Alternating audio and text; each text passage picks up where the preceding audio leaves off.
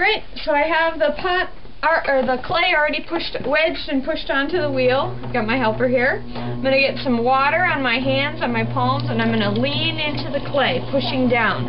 It's a little hard today, so she's keeping it wet. It's a little hard today, so I'm going to use my body weight, lean in on my hip, and that helps me use my body to move the clay rather than trying to have to muscle it into place.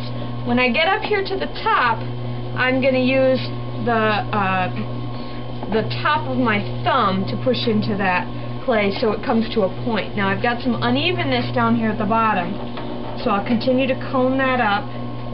And it's not completely even, but as I bring it down, I'll be able to deal with it.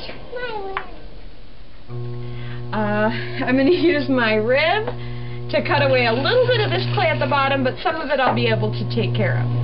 So as I bring this down, I've got my right hand as a brace, my left hand pushing down, and notice they're both up at the top and they're both against my body. So I'm using my body weight to bring the clay down. Now you can't see what's happening, but it's getting wider, and as it gets wider, I push it with my other hand.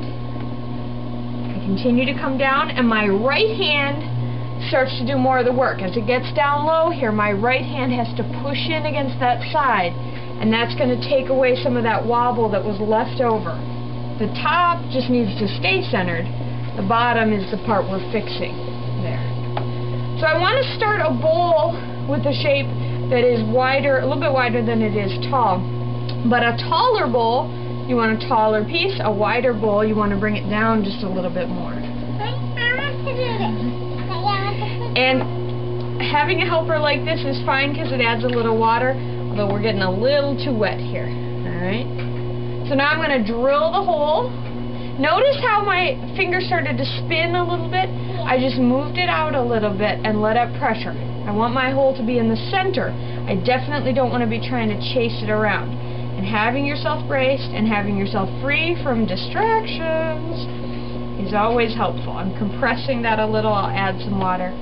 Now I'm leaning back over. As you start to come back over here, you have less control. You've got to get your center of gravity over the center of the pot. This little bump here happens naturally, but you want to smooth that down into the rest of the clay. You're going to end up with rips. Now I want to open up the walls, or open up the floor. And use my right hand on the side. Can I do it? No, because right now I'm doing this one for class.